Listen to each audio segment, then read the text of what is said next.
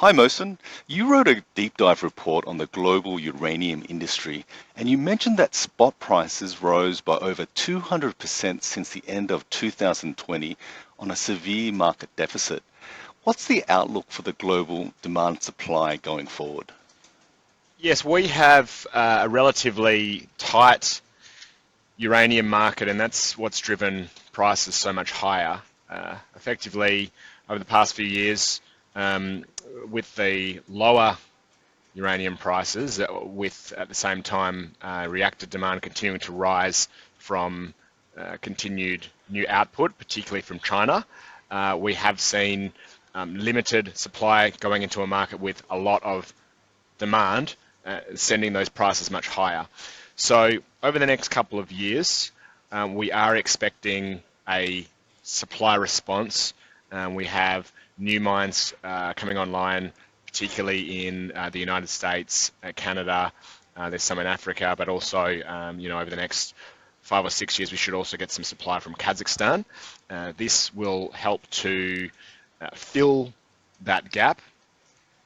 But part of our thesis is that with those nuclear generation utilities that have really been undersupplied for some years, there is potential that they will want to replenish their inventories, and therefore that could extend out the deficit or extend out the short uranium markets or the constrained uranium markets, and keep some support under prices at least until towards the end of the decade. Okay, and what's the outlook for uranium spot prices as well? Yes, so as I said, that dynamic of having both continued demand growth, particularly out of emerging markets, and even within the developed markets, you had European and the US legislators talking about potentially reducing their exposure to the nuclear energy production, and closing power plants, and with some of the challenges that they're seeing in fulfilling all of their power requirements with solar and wind, and also really looking to continue to reduce emissions in line with some of their targets. It looks like some of those closures are going to be delayed, perhaps indefinitely, causing more demand support. And then on the supply side, with the delays, with the timing of that coming through, and with the inventory restocking, we would expect spot prices in that environment to go higher from here. And on the demand side, which countries are seeing the biggest growth? Is politics playing a role in any of this? Well, you'd probably say that politics is a bigger factor on the demand side. So certainly when it comes to generation of nuclear energy, it's very much a hot button issue, particularly in those areas where there's perceived risk. Case in point, Japan.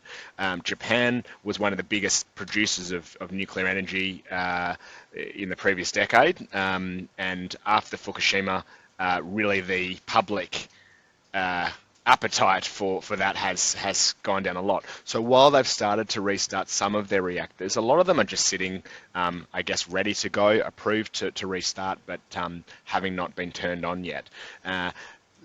So you do see those type of elements on the demand side. On the supply side, probably the biggest country where political action is constraining potential output is actually Australia, where I'm based. Uranium mining is illegal in almost all of the Australian states, even though Australia has the world's largest reserves of uranium.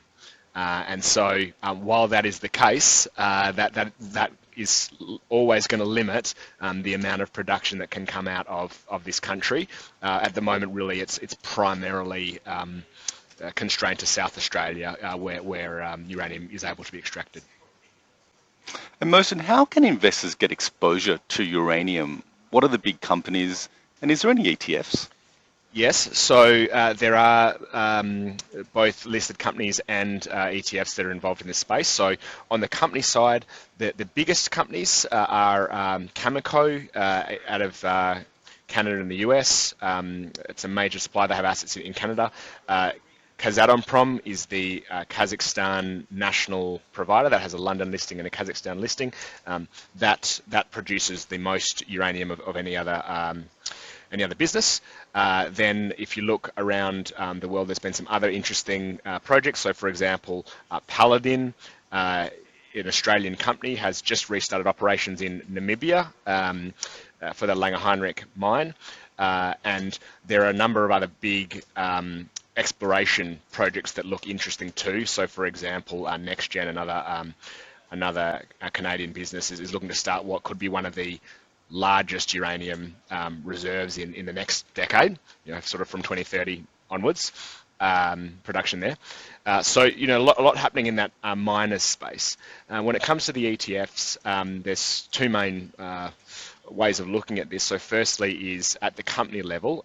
So URA and URNM, probably the two major listings, and they are invested into the companies that invest into, that produce uranium. So really what I've been talking about there.